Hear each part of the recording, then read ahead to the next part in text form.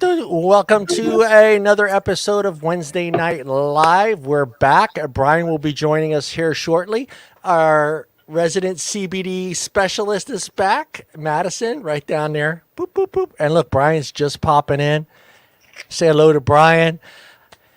Before we get the show started, I got a couple things I want to say. So I want to thank all our viewers that have been coming back each week to watch the show. When I started this show last year, I wanted a different type of vape show. I wanted one that was designed around the community. No vape celebrities, no vape reviewers, but people from the community. A show that wasn't just another vape review channel or just, another advocacy channel, but a show about our community, our needs, our goals, our success stories. So again, thank you to all you guys for coming back and watching this show. We love seeing the likes and each week and watching this thing, what we do. Also, I want to thank a specific page. I want to thank Barista Vape on Facebook for letting me do the polls, some of the polls that we do on there. RJ runs a great page. I am going to share that page here in the comments here. If you are into coffee and vapes, that's what this page is all about. It's about coffee. It's about vapes. They have guys that show how to do different cold brews. There's pictures of vape gear in there. It's a great page. I'm going to put the link to that page in there, and I think I can. Brian, maybe can you do that? Can I put it in the private chat, and you guys somebody can do it on the Facebook end there for me? That'd be Brian. Yeah, that'd be Brian. And RJ runs that page. It's a great page. It's on Facebook. Like I said, if you're into coffee and you love coffee, it's a great page, and very friendly people there. Everybody from all over the country, all over the world. So go over there and check it out. Tommy Boy, how's Tommy Boy today on this Wednesday, June 2nd, 2021? I am doing fantastic, sir. Thank you. That's good. That's it? I mean, I could tell you what I did the last couple days, but... Well, that'd be nice. You share, Tom. Okay. Well, Monday, I went to the cemetery and paid my respects to the veterans that were there for Memorial's Day. Yeah, happy Memorial Day. Then I had me a nice steak on the grill. Yesterday I made me some jerky. And today I'm here. Yeah. That's all I got for the week. That's it? God, you didn't do shit. Brian, how are you today, Brian? I am doing pretty good. I'm realizing I need a haircut. That's what's going on right now.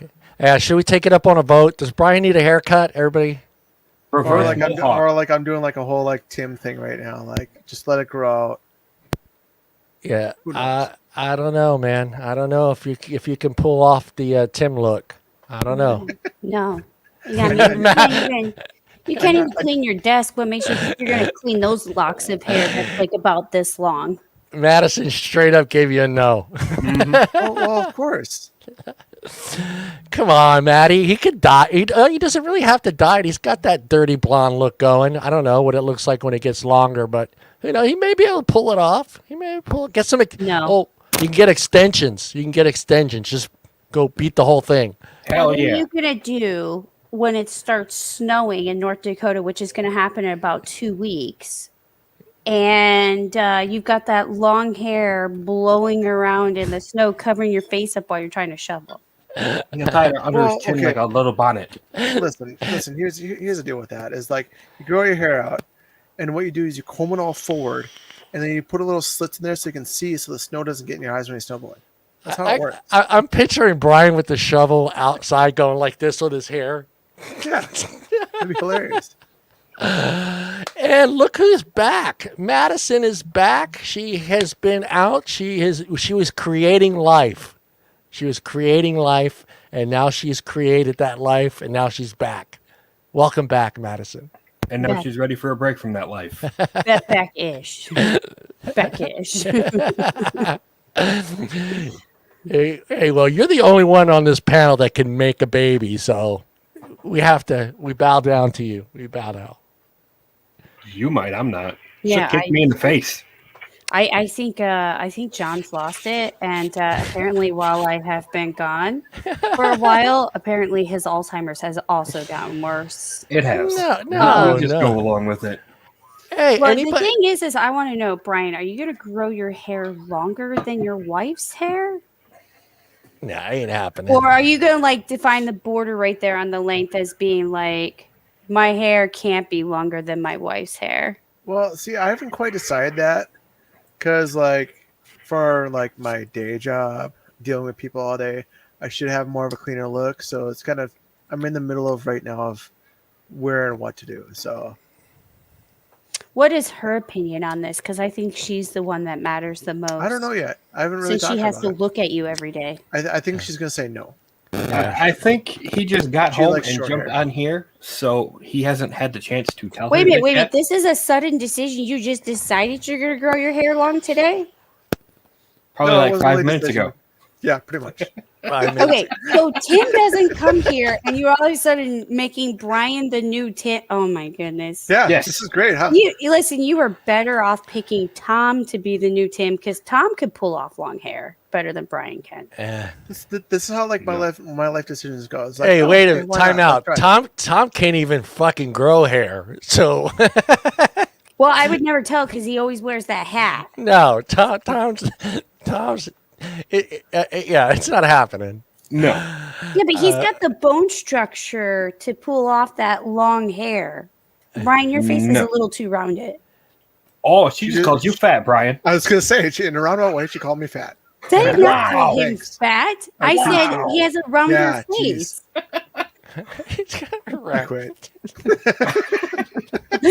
And besides, I wouldn't call him fat. I would have called him pleasantly plump. So you admit, you just said Fat. he is fat.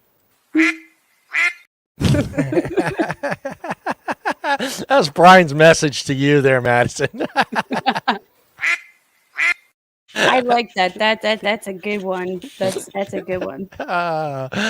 Well, Madison, you're back, and you get to start the show off with your segment. And Madison's going to talk about Delta 8 and some other anything that's out there that we need to know about, not just Delta 8, but anything CBD related news. This is your shot. The show's yours. For those that don't know, Madison is our green expert. Yeah, here, let me play our bumper.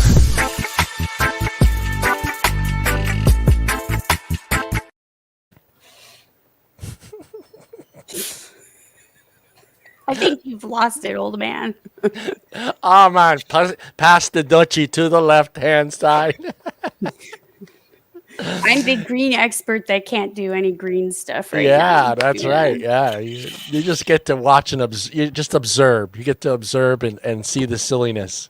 Or I just continue to do the advocacy for it. So Yeah, that's right. All right. So Delta 8. So I'm relatively new to Delta 8. So I did some research on it to kind of figure out what specifically it is.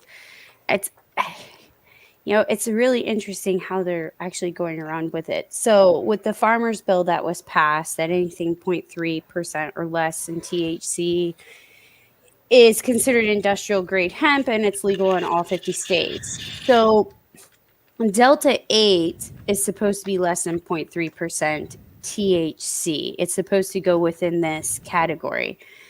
The interesting part about it is they're marking it as Delta CBD, Delta 8 as a CBD, but it's actually more closely related to THC than it is to CBD. So for everybody doesn't kind of know like the chemical compounds, there's the infamous chemical compound known as Delta 9. Delta 9 is that one that gives you the euphoria. That's the illegal substance. That's the one that gives you the munchies, the whole entire riffraff with it. Delta 8 is supposed to be a much milder form of it. So it's like this really weird cross between CBD meets Delta 9. And it's gotten its own realm, like its own strand, because it is significantly different, but it behaves the same way.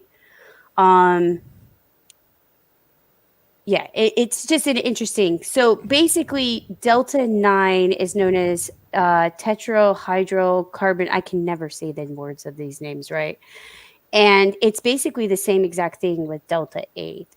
And so I kind of started looking around because one of the biggest things that I think most people should know about is if you smoke marijuana, you're going to fail a drug test. We all know that, right? Right. So the biggest thing I had a question about was what about Delta 8? And so far what I've come up with on some of the most recognizable hold on one second. Give me 1 second. I got to leave this group chat because it's driving me insane. I'm on my work computer.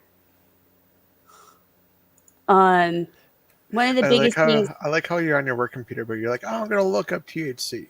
Yeah. Well, I'm not in VPN mode, so I can do whatever I want. She knows what she's doing when it comes to computers. So we don't question Madison's computer skills. Why? Because I'm a network engineer? Yeah, duh. So anywho, so I started looking it up, and it's, I'd rather err on the side of caution, especially people who are, like in a case of John or like my husband who have CDLs. The DOT is ruthless when it comes to marijuana. Same with the DOD or any type of government jobs. And I would hate for somebody to go, oh, it's not weed, it's not THC, and go, oh, I should pass a drug test. So everything that I've read up on so far, if you try Delta 8, you will fail a drug test. You will fail it. Yeah, that's what I've been getting too, Madison. And so the reason why behind that is, and this is a whole different ball game of discussion. I actually just had this discussion with my mother-in-law yesterday about this. So there's many different forms of drug tests. And so there's saliva, there's blood, there's urine, and there's hair follicle. By the way, hair follicle, most people, that's easy to fight because it goes so far back that it's absolutely ridiculous. And so they don't really do it. It's got some weird issues with it. And you can really fight that if you fail a hair follicle. Most companies do the standard urine test. Right. And the problem with the standard urine test is, and why you would fail a drug test for Delta 8 is because it tests for a byproduct. So when you consume THC, Delta 9 or Delta 8, when your body starts ingesting that and processing it out of your system, it creates this thing called a cannabinoid metabolite. And it sits and stores in your fat cells. That's why it takes forever to come out of your body. So if you're, let's say, a habitual smoker or edibles or anything of that nature, it starts to store up in your fat cells and takes longer. However, if you're somebody, let's say, who is not habitual at doing it, you just try it the first time around, it's less likely to stay in your system as long. But it also depends on your metabolism. If you have a higher metabolism, it's going to burn through your body quicker. If you have lower fat cells, if you're not Brian, You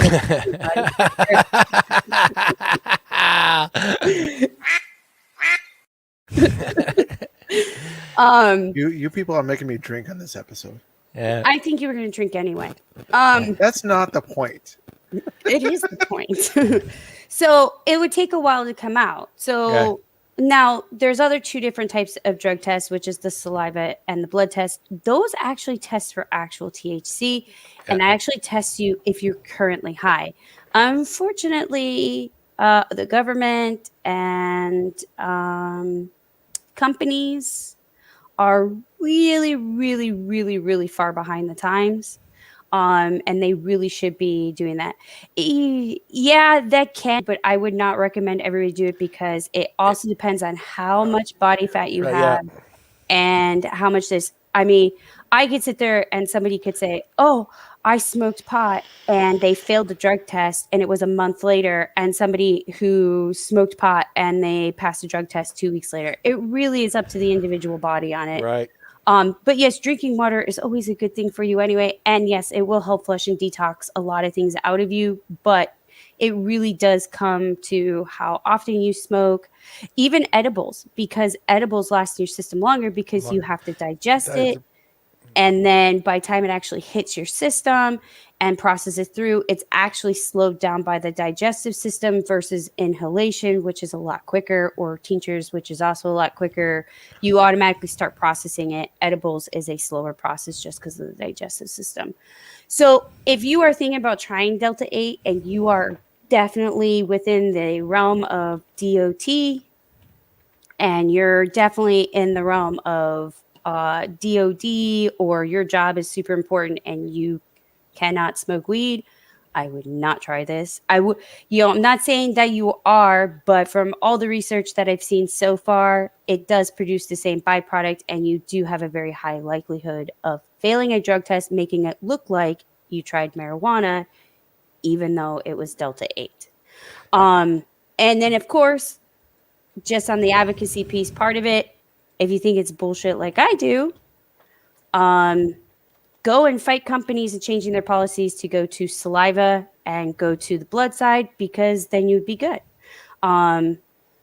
You wouldn't have as hard of a time, because that will actually test if you're actually actively high, versus, my personal opinion, a company has no business telling you what to do on your off time. Right. Now because now that's going to be readily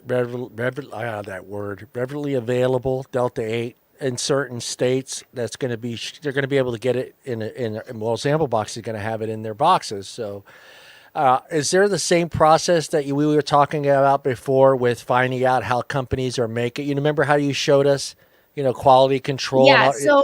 So there's other things that I did some research on. So also really weird, interesting thing is it's coming around as a CBD, which is how it's able to bypass all of this legalities and be, and how they're able to bypass it, underneath the farmer's bill and everything like that. Hey, dude, Daniel, I used to too, and then I wound up having a baby, so now I gotta wait an extra few months, and then I'll be right back at it. She created life. She created life. Oh man, I haven't smoked weed in what, almost a year, close to it. No, 9 months, about 9 months. So yeah. Anyway, back to it. I would also be careful though too. I was reading up on the portion of some legalities behind it, and I'm not 100% sure on this. Like I said, I just started reading up on this the last few days. There looks like some states are starting to see that this is too closely related to weed, and some of them are starting to possibly want to make this not a CBD and possibly pass some laws to make it in the realm of weed. Right. Well, states like California, Colorado, and New York, and whoever else, it's still going to fly though, right? So I've seen like Montana, Colorado, Utah, Idaho, Arizona, Alaska, Mississippi, Arkansas, Iowa, Delaware, and I think on Rhode Island, it looks like there's 11 states that are supposedly going to make it forbidden or already have. Wow. It's interesting because this is the website I have for it. I don't know if you want to post it, that talks about some of the legalities behind it. Where are you putting it in private chat? Yeah. So in here it says, is Delta 8 legal? And it says in most states, yes, Delta 8 is legal. There are 11 states that forbid it. And then it's the states I listed off. It shows a map of it. And it says these companies have placed a leaflet into the box indicating why it's legal as per 2018 Farmer Bill, as packages and inspection and governmental postal service. Whether or not Delta 8 is legal in your state has nothing to do with the actual cannabis legality. For example, cannabis is legally recreational in Arizona and Colorado, but not Delta 8. So I'm not 100% sure about this, but this might be something too, if you're one of these states, maybe to do a little bit extra research on Delta 8, because they have been mentioned as having some weird thing with Delta 8. And yes, surprisingly, Colorado, the one that jump started the legality, legalness in the country. So, yeah, not 100% sure where they're going to go with it. But yes, in the same process too, it talks about on this website, Delta 8 is safe. It does say that you really should do third-party lab results. So anything you buy, make sure it has third-party for quality assurance. That you know what you're getting. You're not getting molds. You're not getting some pesticides. You're not getting some BS stuff in there.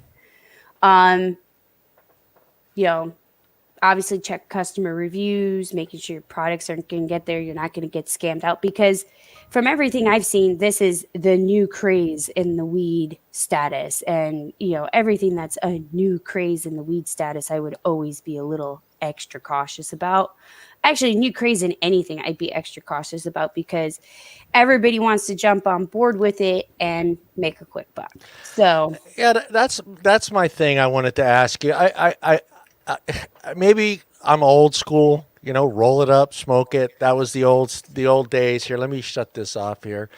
So it's just weird to see all this different processes that are being taken place. I know it's cleaner now doing it the way they are doing it now in liquid form and all this other stuff. It's just, what makes this? Is this just a cheaper process?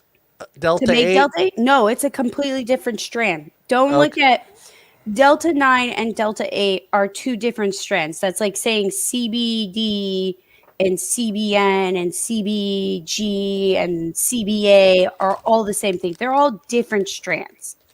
Okay. So Delta 8 is, I guess it's the only way to explain it is it's kind of like a weed light. Okay. Per se, but it's not really weed, because it's 0.3% less, which is why it's able to fit in that farmer's bill. So it's not this high super concentration of THC like the traditional Delta 9, and the effects are different. So right. I've never tried it. So you're still going to get that high. Kind of. It's so everything I've read on it, it's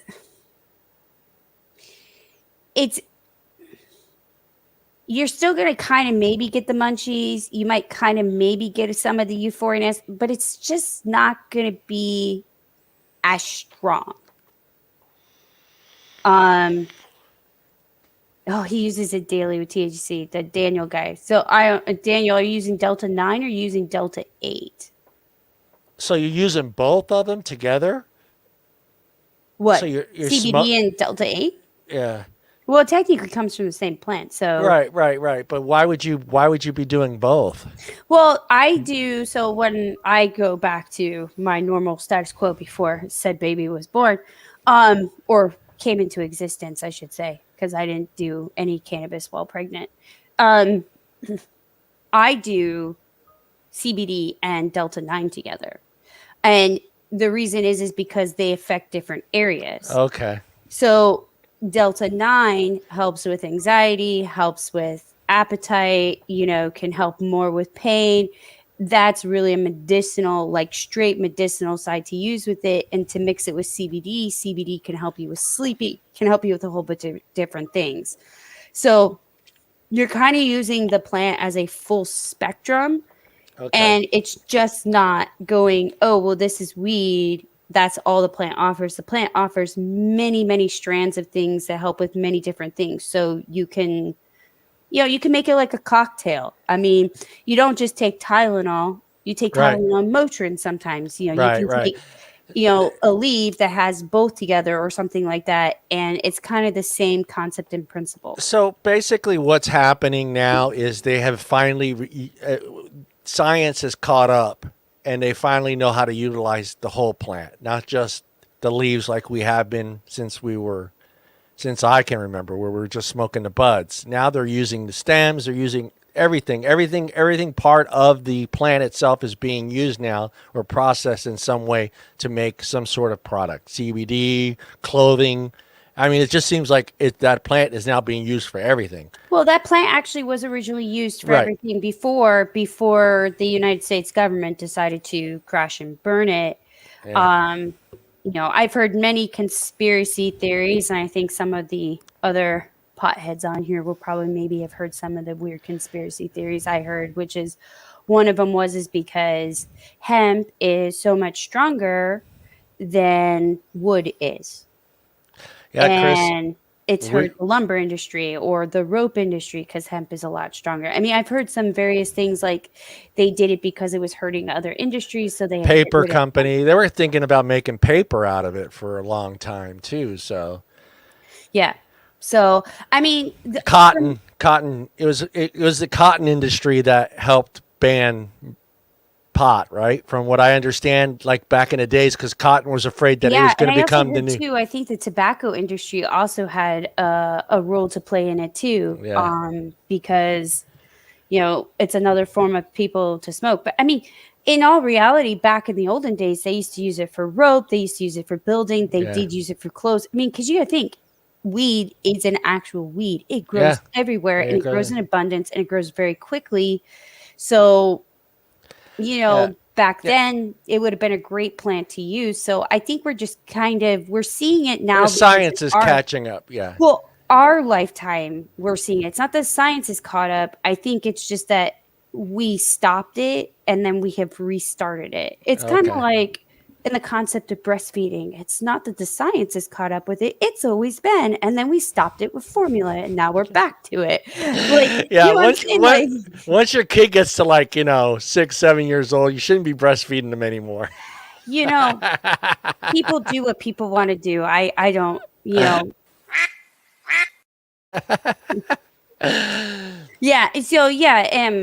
So if I were to say anything for somebody who wants to try Delta 8, I would really recommend it, especially for people who are, one, in states where it's completely legal. Two, if you're in a job and you're not going to fail a drug test, because I'd hate somebody to that's what really I'm worried have about. a bad experience from this, because weed has already had such a bad name to begin with. And I just really want people to know, if you do this, you have a very high likelihood of failing a drug test, even though it's completely legal. So it's in your best interest to really research this. It's a new product. I mean, Madison's been doing this for a long time. It's a new product to her, and it seems like reading the chat, it's a new product to a lot of people.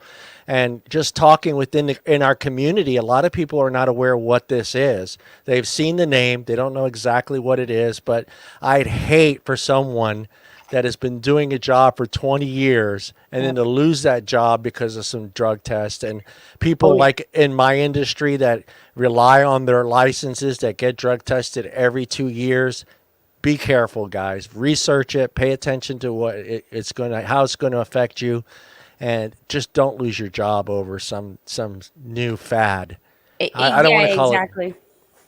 But if you have your medical marijuana card, like some of us who probably are in this chat, or like myself, it might actually be a good thing to do, especially if you're thinking about getting your medical marijuana card, because to me, it kind of seems like it's a nice thing to try to play with if you've never done anything with marijuana at all, especially Delta 9.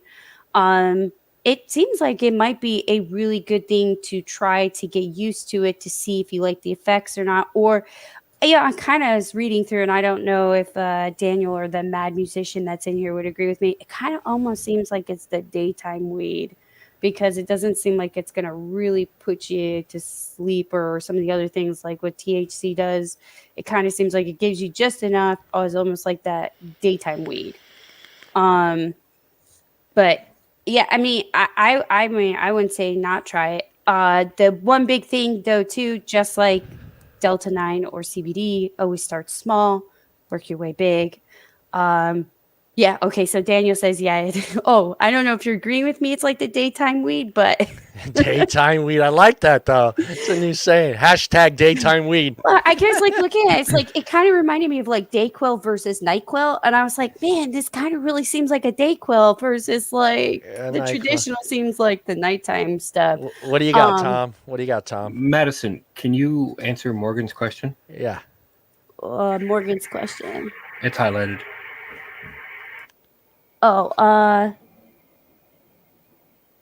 Yeah, so there's actually been tons of research on the effects of marijuana on the brain. Not here in the United States, really. I mean, I think they're starting to here in the United States. Like the CDC has some stuff about marijuana on their webpage about weed and cancer. So there's been some pickups, especially as it's becoming more and more legal. They can do better research on it. But in other countries, they've done some research. So like there was some research that was done in Australia where they talked about brain cells and marijuana. So here's the interesting thing about it. Yes, marijuana does kill brain cells, but not if you're over the age of 25. So if you're over the age of 25, it does absolutely nothing to killing off your brain cells is what they found. And if you're, let's say, 16 and over, yeah, it could kill your brain cells a little bit, but not really, and you'll regrow them back. That's why I can't remember everything past 16. No, that's not why. Don't listen to John. That's not the reason why. No, John, that's called Alzheimer's. Yeah. And a little bit of this with the drinking, because that does it too. Here's a question: is it like going to kill like the brain cells you just don't need anyway? So like you don't need. No, not necessarily, because just like alcohol affects your frontal lobe and works its way back. That's why you can kind of tell when people are getting like a little fuzzy with like their thought process, and then eventually they get really woozy with their walking because it's moving from here back. The human brain goes from the back to the front.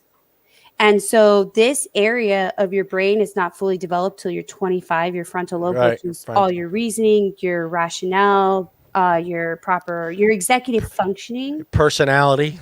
No, just your executive functioning. That's okay. This part of your brain is really kind of like, like how adults have to make a choice between, do I pay my bills or do I smoke weed? And obviously you smoke weed. Obviously that would be my answer right there. But you don't need electricity. You don't need electricity to be able to make those critical function thinking skills, which is really what makes us human to begin with, is our frontal lobe. It's not fully developed to the age of 25. This is why alcohol should not be legal to the age of 25, and why the Mothers Against Drunk Driving fought for it. Yeah. But weed also is the same way too. It affects certain areas of the brain first and then keeps working its way back. And they didn't really specify which type of brain cells it will just choose to kill. It just starts killing brain cells. And it's been a while since I've read the research on it. But if you're over 25, you don't have to worry about it. If you're between 16 and 25, the older you get, it showed the less likely it was going to kill it. And if you did, you were able to regrow back. There was no long-term damage. Underneath the age of 16, I think it was about 14 or 16, that's when you started to really see the effects on it. But once again, if you're somebody who has epilepsy, you're losing brain cells because of the seizures. Right. So you have to weigh the benefits and the cost and risk and stuff. Yeah. So what you're saying is that the brain cells you don't need are the things that cause the seizures. So if you have the THCs to kill the brain cells, you won't have seizures.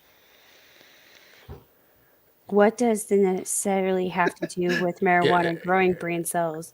I'm not really sure. I've not read any research about marijuana growing brain cells. Doesn't mean that it's not out there. I just haven't read it myself. I haven't never seen anything like that. And the curing cancer thing, that's still debatable, guys. I mean, does it? I don't know. I mean, it's still a debatable thing. Does it help the pain and suffering? Yes. But does it cure it? No. Well, from what I have seen on research with cancer, it's been with CBD, not necessarily the traditional marijuana. But once again, it's still a weed plant, so it doesn't really kind of matter. So what I've seen on it is they have done CBD in a petri dish, and it destroyed it. They did it in some lab rats, and they found that the lab rats who didn't get any treatment had a higher likelihood of surviving. The ones who did receive the chemo and treatment with it had an extremely high likelihood of doing it versus somebody who either A, didn't do any treatment at all, or B, only just had chemo and radiation. So there's something with it and some benefit for CBD to really do it. And on the aspect of marijuana, the THC side, there's a huge benefit for a cancer patient to have it. One, chemo and radiation is terrible for the body. It will make you lose your appetite and all these different things and not let you sleep and the pain that it causes you. So, this helps them be able to eat and build strength to be able to fight the cancer and the whole thing. So it helps. As to whether it's 100% curing it, I don't really believe anything's 100% in anything in life. So, I mean, Yeah. I used to work in the healthcare industry. You can't save everyone. So yeah, you can't save anyone. Yeah. We're all petri dishes. Oh, yeah, very disgusting ones at that. Very, very disgusting ones, especially Tom. Yeah. Well, it's being around all that cheese and cows that does it, Fuck you, lady. I'm surprised you didn't say me. So thanks, Tom. Yeah, Appreciate yeah, it. there you go. No, that's just your desk. Yeah, so is like I was talking about, are there websites for people to go look up, like you did with the CBD, how much pesticide is in this Delta? Is there a breakdown place like that? There should be, right? Eventually. It should always be on somebody's website. Anytime you go to a website to go look for whether it's CBD or in this case Delta 8, anytime you should be able to go into that website and they should have something that says like third-party testing, quality, whatever, and you can see the lab results for it. So you should always see it, and there should always be some sort of, just like the same process I showed a long time ago, which I know it's been a while. Yeah. Just going to, I unfortunately don't really know very much about brands for Delta 8, so Yeah, right. I'm not It's really all going to new. help you very much. Just because I'm not in the process of wanting to buy it, so I really can't give you any recommendation. Maybe later down the road. But you should be able to go onto their website, take a look at their website, just like I did with Charlotte's Web, and be able to find where the third-party testing is and be able to look up. Always take that, go look at the lab, see if that's actually a real legitimate lab, and then take a look at the lab results and actually look for things like, does it have mold? Does it have pesticides, lead, the heavy metals in there? What is the actual percentage? Because just like CBD, this is saying it should be 0.3% or less for it to be legal. You really want to kind of look at those things to make sure you're getting what you're advertising. Yeah, and I mean, right now, I don't know how it works, but we don't have like international CBD coming into the state or Delta 8 or any of that other stuff. So everything that we're getting right now is here, right? It's made and processed in the United States, or is there stuff that's coming in from overseas? I've not ran into an overseas company. I was wondering about that the other day. I was wondering. I've not ran into one.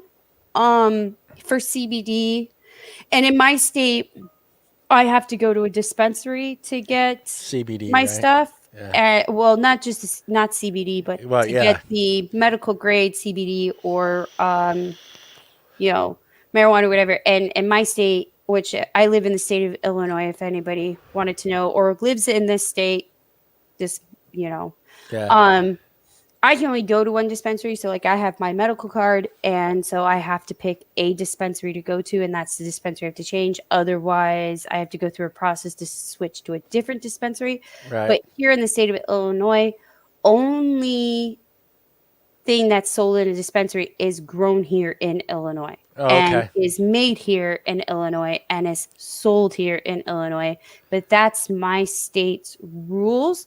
And I think most states are like that. I haven't looked at all of them, but I think most states are like that because they kind of do model off of each other. So I don't know about like CBD. I myself have never ran into a company that's been in. Yeah, I just wondering if they have opened up that market yet. But I think you're right. I think California, it's just California grown stuff. So if you're buying, well, CBD you can buy from a totally different state. Right. But I don't think you can import it. But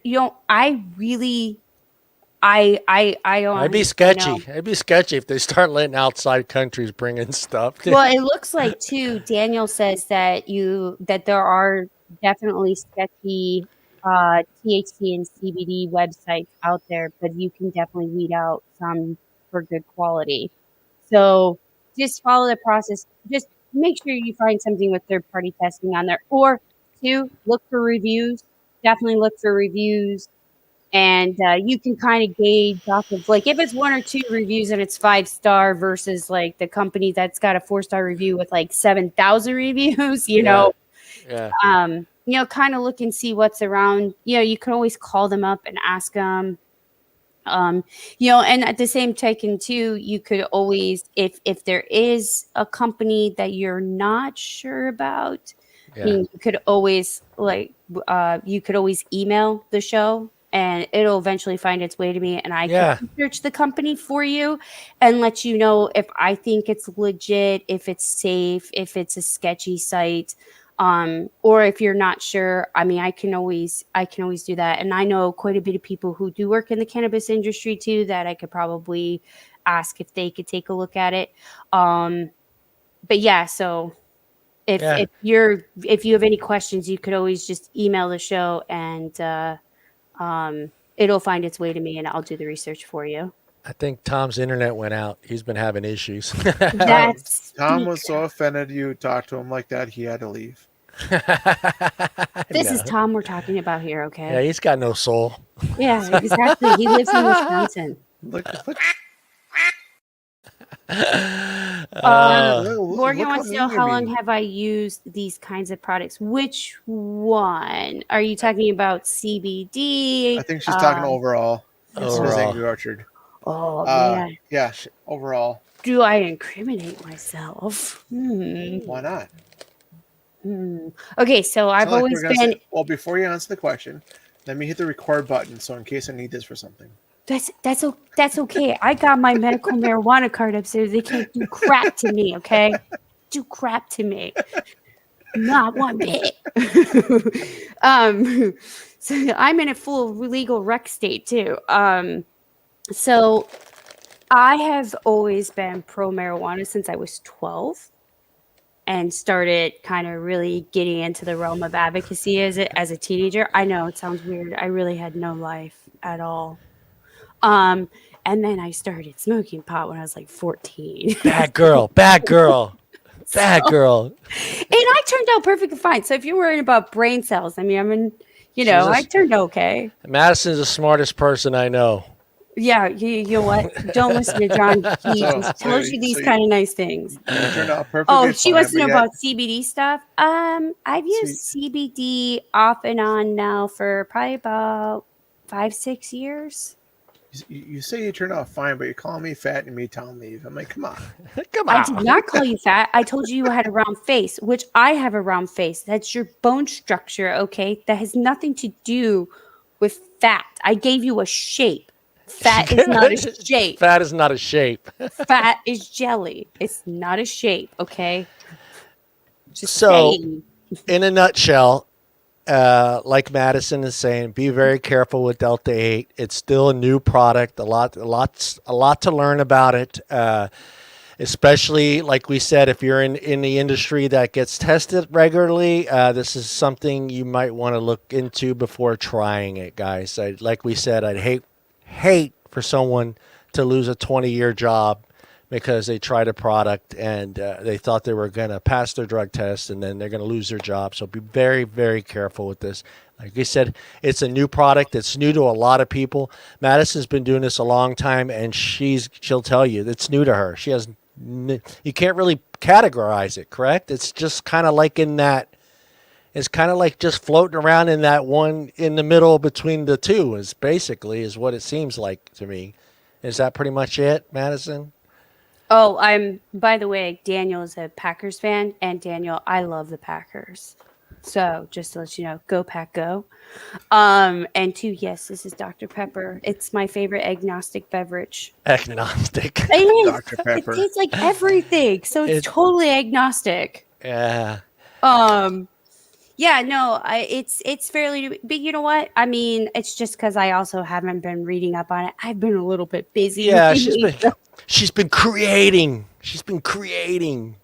I don't know if it's so much that or if it's the last 5+ weeks of driving Yeah. multiple times a day to the NICU. I'm not really exactly sure. So, but yeah, if you guys have any questions, I mean, I'll come on every so often and I'll answer all your guys' questions. You just became Morgan's favorite. Is she your favorite on the show, Morgan? I thought it was me. John, I am way prettier No, than you. no, it's absolutely me. I'm her favorite on the show because I named her Spider Skull. Oh, Spider Skull. Yeah. Yeah, but girl power. Oh man. What the hell did I come back to? Yeah, not much. You didn't miss much. Oh, I guess apparently I'm wife material because I smoke weed and like Dr. Pepper. Yeah, she just became. She's gonna. Madison next month will be doing a CBD Delta 8 calendar. What? What, in my farmer clothes when I go outside and Gardening. my garden? In Yeah, your garden? I will do a 12-month spread on each different variety of tomato plants and pepper plants. Bam. And See? all my spices and stuff, and I'll make sure to put it against all of my different various weed stuff so we can make it like all about food and weed together. There you go. There we go. All right, guys, we are going to jump into our second part of our topics here, and we're going to talk about summer heat. It's heating up, and everybody's still carrying around their vape. So we're going to talk about the car because it still amazes me. I'm getting an echo. Is anybody else hearing that? All right. Yes, I am. All right. Well, we'll get that figured out. So we're going to talk about is first off is your car. The inside of your car is anywhere from 30 to 40 degrees hotter than it is outside, guys. So if it's 110 out, your car is 150 degrees. So let's keep your mods and your batteries out of your car as much as possible. It's really dangerous. You guys want to touch on that a little bit?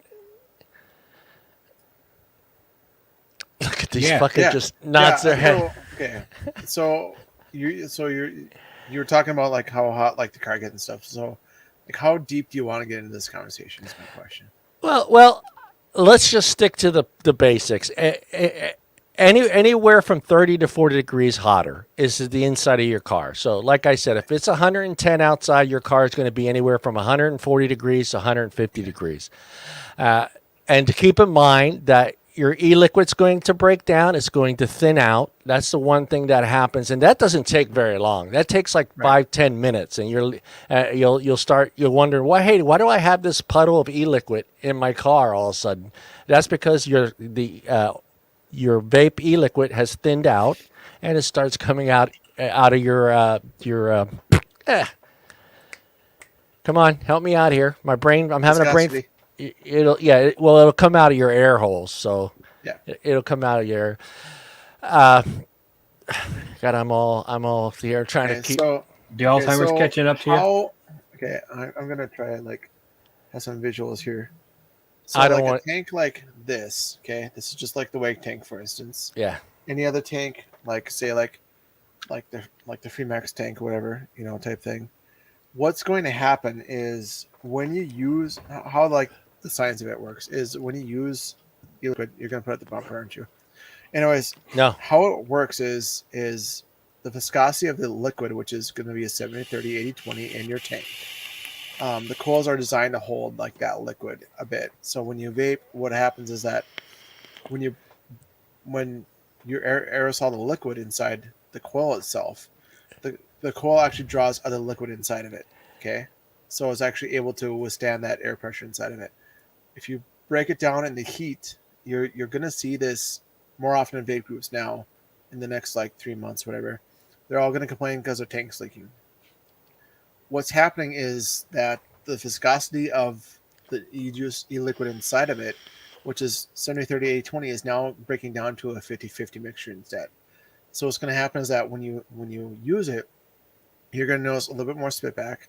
you're going to notice that it's going to leak more because what's going on instead of going in and up, it's actually like dribbling down a little bit. So when you turn it, it actually leaks out the side. If that makes any sense. Yeah. And I know I know a lot of you guys don't want to, some of us still don't want to put our mods in our pockets. I get that. I understand that. So I've got a couple things here. I am actually going to copy these here and paste it into the chat here. Copy, paste. And let me see if I can get this open here, guys. Hold on. The easiest thing to do is, if you don't want to go with one of the products John is about to post, if you carry a lunchbox to work with an ice pack, put your mod in there. Let me share the best thing screen. to do is like if you bring like what I just had an example of, like a tank and a mod type situation like this, don't leave it in your car if you at all possible. Yeah. Bring it with you when you get inside. If you're gonna have lunch, put it on the table. If you're gonna if you're at work, just put it in the back in the break room or whatever, in a locker. Yeah, or whatever, and just let it sit there. Or if you really want to be on the safe side, you can take your tank out, wrap it around a paper towel real quick, just set it down until you come back and use it, and put it back on again. Type thing. But just don't leave it in your car because I guarantee you it will leak. Yeah, even if you're just going in, like somebody goes, oh, well, I'm just going in to go do some shopping. That half an hour to 45 minutes in that car is going to cause some major issues, not just to your batteries, but to your tank, your e-liquid, your leather interior, your car interior. So I got a couple things. I'm not promoting this company. It's just a product that I have used, that I love using, and they have great little cases, and they're pretty affordable, guys. They're not very expensive. They have great, and they're all made with really great materials, guys. So, they have them in nylons. They have them in what's that material? I'm not sure what that material is called, but I think it's scuba diving material. Neoprene and polyester. It says it right there on the screen. Oh, where is it at? Oh, I didn't see it. Scroll down. Yeah, all right, I see it. Yeah, I see it. But it's a great product. Good job, Tom. Good job. It protects your mod. It's basically what I'm getting at. And you can get them like this will fit a pretty normal size mod, and they even got them for tubes. So if you're looking for something for a tube mod, and you could put this strap around your belt loop on your pants and just carry it in there so it's not in your pocket. Also, I put the link there. And let me see here. Brian, did I give you the link on there too as well in private chat? You could post it on the Facebook. You didn't. You could post it on the Facebook page there. But they're a great product. They make them for different size mods. So you can, I'm trying to see if they had any other, they had like a bunch of other mods in there. No, they make stuff for everything now. He kind of. Some things won't leak. Like if you have an RDA, it's not going to leak as much. If you have like a pod system, it's not going to get much. Yeah. Somebody did say in chat, like, what about your pocket? If you're out in the sun all day, every day, more than likely, like if you're doing construction or whatever, and you have it in your pocket, more than likely it will probably leak a bit. I agree with Zach. Good job, Zach. Zach. If you put it in your pocket to walk in somewhere, you're not really going to have much issues. If you're going to be walking around somewhere, you might have a little bit. It's not going to be as prevalent because it will be protected. Yeah. But if you're on the beach, stuff like that, then more likely you might have a little bit of issues.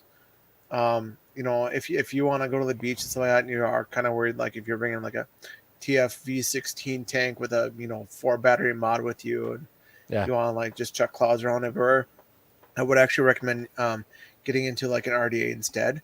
And you will have less issues. Something that's got like the air intake on the top versus the bottom, you're not going to have much issues. Right. Those slight tweaks right there are going to help you. So if that helps anyone, that's kind of my recommendations. I've seen a lot working at shops where people have issues with like their tanks and mods that things are leaking. Why am I leaving that up there? And a lot of it had to do with heat in the summertime, and just replacing the coil has helped them out dramatically. That's a thing, and like people think that their whole mod and tank is ruined because it was sitting outside and all that stuff. It's really not. If you have a chance to pour everything out real quick, I know it's a little bit of money, but it's not going to be always bad. Plus, it's going to taste better. Well, the thing with that, Daniel, is you can keep it in your hand and walk around, but you have that urge to put it in your mouth and take a hit while you're in the store, and that's not good for us, the community. That gives us a bad rap. So it's probably best not to carry it around in your hand, walking around to the store and giving you that opportunity to take a hit out of it. Also, let me take this down here. Did I shut off the, yes, I did. Yes, I did. Hold on here. Dockets, and go back here. I was gonna say for the ladies. Yeah, perfect. Yeah. So, kind of off of what Brian said. So I used an RDA a lot. They make those like battery boxes, and when you have your stuff in your purse, it's so easy for it to hit. Yep, that. It's so easy for it to hit another device or like another thing and pop itself on sometimes.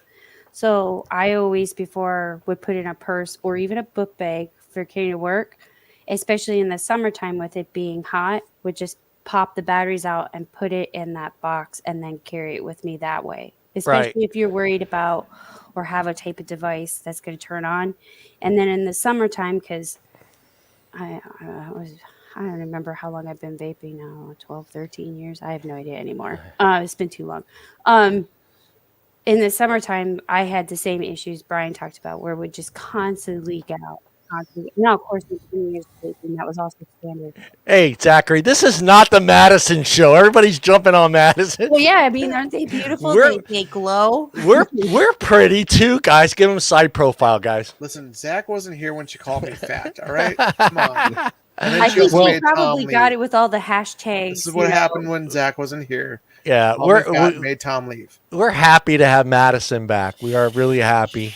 So what I was saying was what he was talking about. You could dump it in the summertime. I've always left my tanks less than quarter fill, just in case if they did leak, you wouldn't have an issue or you wouldn't be upset with dumping it. Yeah. Because it does sunk with, especially those big tanks, if you got to dump it and you just filled it up. I always left mine a quarter filled and then just used the battery packs, and it's always helped out, especially for purses and book bags, because I can't tell you how many times I put a mod in a book bag and walked in the office and it came on for some reason. Yeah. I was just going to talk about that as well, Madison. I know a lot of people worry about that. And I used to do the 5 clicks, shut my mod off and put it on my pocket. But magically, somehow I moved a certain way 5 times to turn my mod back on. And magically, I'm sure it's happened to all of us. Has that ever happened to you guys? You shut the mod off and somehow you somehow walking around, sitting down, doing whatever, this mod would turn back on. So some of you guys like to take your batteries out of your mod. These are great. They're cheap, $7.99. You get 6 cases for $8. That's pretty damn cheap. And that's another thing we talked about. If you're just running around with summertime, we're all going to be running around to the stores and doing this or quickly going somewhere. Dude, take what you need.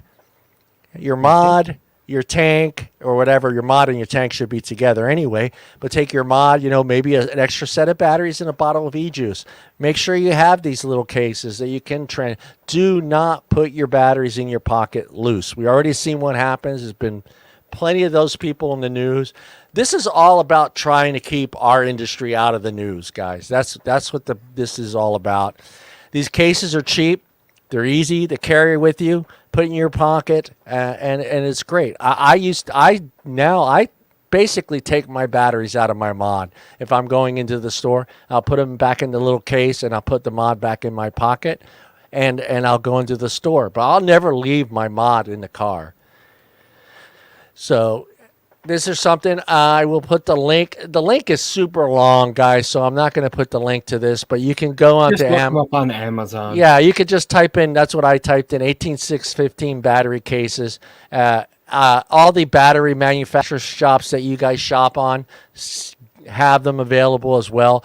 Some of the companies will actually ship you them free. So when you buy so many batteries, they'll ship you some of the cases. I think, I don't know if, what do you call it, does it anymore?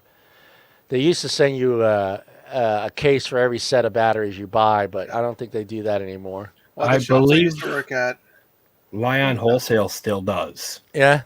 I know the shops I used to work at, when people would buy a mod, batteries, and all that stuff, I would give them a case for free. But at my shop, we would sell those things for $1 a piece. So Yeah, $1 a I mean, piece. even on Amazon for $8 for 6 of them, it's still on par with that. You know Yeah. what I mean, like, it's dirt cheap. Another option too is having like little rubber things like this too. Right. And, Yeah. and those ones are Packer colors, Oh God. minus the blue. Yeah. Well, I mean, it would be better if they came in like purple and No. Yeah. but, Purple I mean, and gold. But I mean, there's a lot of options to bring around. I mean, even if you want to just be dirt cheap for a day and use like a Ziploc bag, you know what I mean, like that will work too. In a pinch, don't recommend it because you can get holes in it and all that stuff. But yeah, I mean, if you're gonna bring batteries around with you, put them in a case like that. Put them in like the other pocket so things don't cling around and all that stuff. Yeah. All right, and the next thing we're going to get into is traveling. Most of us are going to get to travel again this summer. We're going to be able to get on planes and stuff. So it's important for you guys to check. And Madison is a airline employee. Or you still an airline employee, Madison? Yeah. Yes, please fly. Yes, please fly. We would really like to eventually one day, That's right. Yeah. not be threatened Yeah. with COVID. Yeah, they eventually want you to fly and eat that really bad food on the airlines. But what are you talking about? Bad food? They have like 5-star chefs cooking that food. Yeah, now they do. But I'm sure Madison will agree with me with this one, guys. If you're going to fly, please go to these websites, check the airlines, because every airline has a different regulations for vape gear, batteries, e-liquids, and stuff like that. So go over to their websites, check the websites, and if you don't feel comfortable, give them a phone call. Sometimes they don't have their website up to date. Something may have changed. So it's a good idea. If you're going to get on a plane and with your vape gear, make sure you're going to be able to get it, because I hate to see you guys. I've seen people do this. I've seen people throw their vapes in the garbage can. And that sucks. And when you're throwing away an $80, $90 mod in the garbage can because you can't bring it, it's bad. What's wrong with the banner? Did you make the banner? No, I didn't make the banner. Because you just totally made that seem like summer safety, Wisconsin. Wisconsin? Yeah. WI is capitalized. Yeah, that's a capital. Did you Wisconsin misspell there, buddy. that much? I didn't do that. Who Yeah, did? somebody made that. You made that. I didn't touch it. All right, I'll Besides, take it off. I don't have access. All right.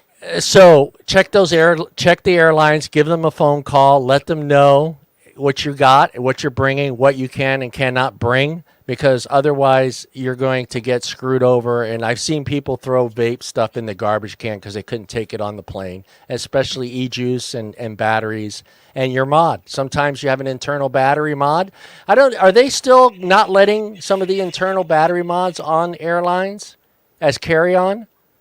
I have absolutely no idea. I mean, from TSA what I've should understood, from what I've understood is that internal batteries you can, but it has to be on your carry-on, like not be brought out. Right. But it has to be like secured. Like those, like my best thing is like up here, like Hobby Lobby has like these like cases. You might have one sitting around here, kind of like this, but kind of bigger. Things just fell. Kind of like this, but bigger. It's got like a padding and case and all that stuff. Something like this is okay to have on there as long as everything is all separated out. Yeah. They make bigger ones, and you can like segregate your mods in like Tom probably knows that like some of the gun manufacturers or gun places actually have like these bigger containers where you can cut out like all the foam and like create your own whatever. Yeah, Pelican boxes. A lot of people use that for mods, and they actually cut holes in them all and like put their mods straight down in them. Or you can get something like that that's smaller. It's nice. ideal. Lab works. The case from Coil Master. Yep. That they come out, it's like that thick. It has, Yeah, I wasn't too sure how they would do that with the internal ones, because I know a lot of people have internal batteries. Yeah. Yeah, kind of. Yeah. But yeah, I've flown with an internal battery and they didn't say nothing about it. It was in the case. It was fine. It was turned off. Yeah. Nothing was There's attached. bigger cases like this too. Okay. Yeah, more like that one. Yeah, Pelican makes a nice case too. LabWorks, you're right.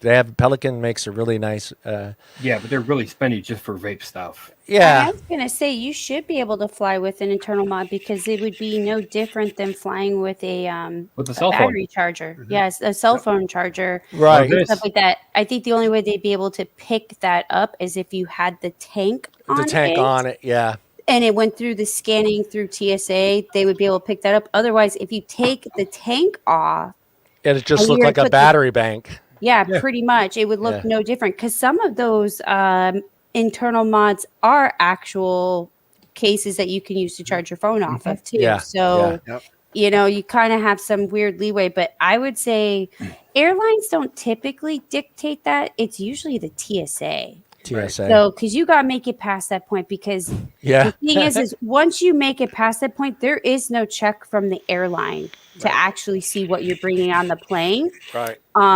It's all scanned through the TSA. And obviously, if you're flying international, I wouldn't just check TSA, but because of the way everything's been going with international flights and this whole craziness of the last 2 years or whatever, how long it's been going on now, I would definitely check to see the arriving because you have customs to go through. Right. So definitely always check Customs from both places. Yeah. Where Yeah. you're leaving from, because you do have to come back. Right. Like if you're leaving from here, And you'd be quite surprised what you might be able to go into that country with and then try to come back here could be Right. completely different. Right. Yeah, But well, that's the other thing too.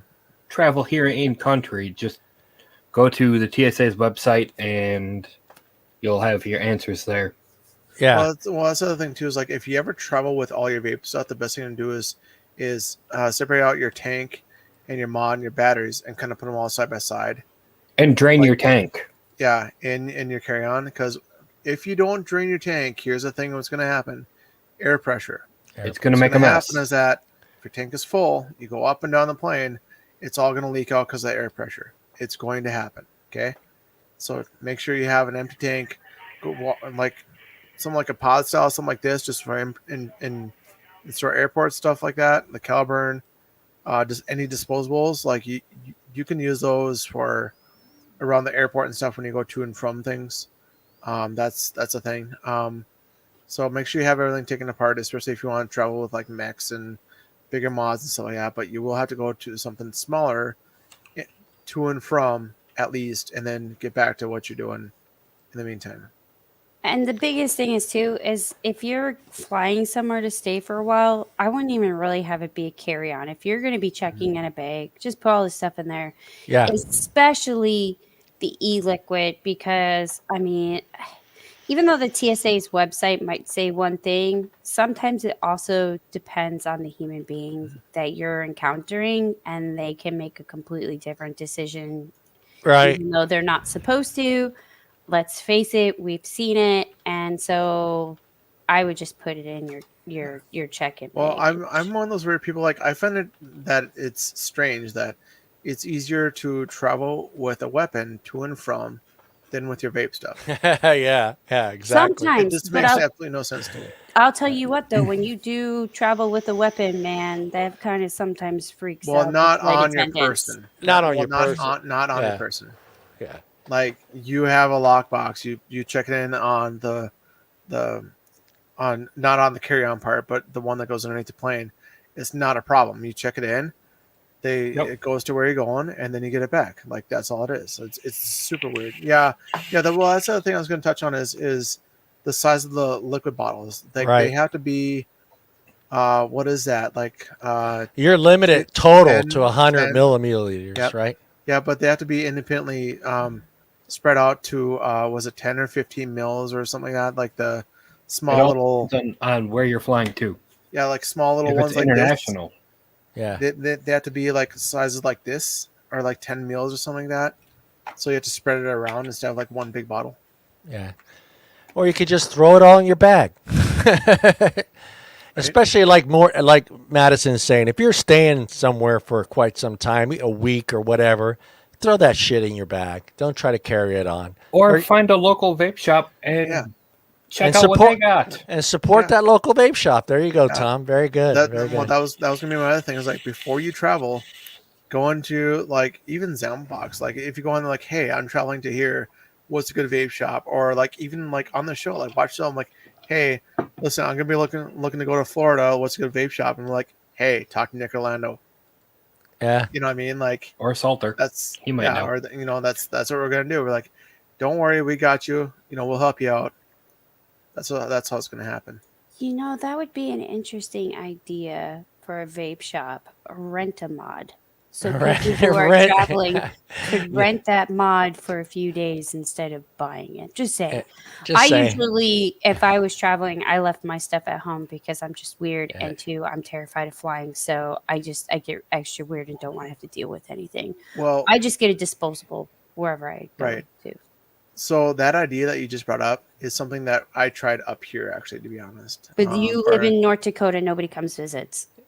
I used to live there. Listen, these little gut punches you're taking, we're just gonna have problems here. But I used to live there, okay? So I know exactly what's there. We actually did that for a while, and because we have some customers come in, and we tried an idea of paying by.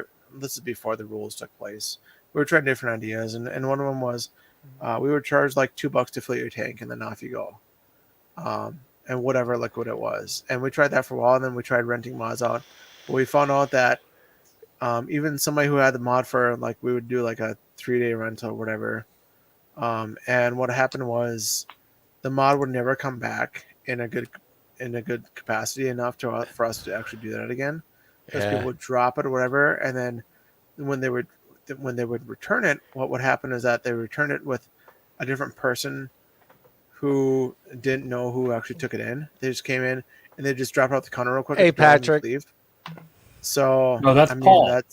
That's Paul from Patrick's show. Yeah, there you go. Yeah. So I mean that's what happened there. So we kind of quit doing that.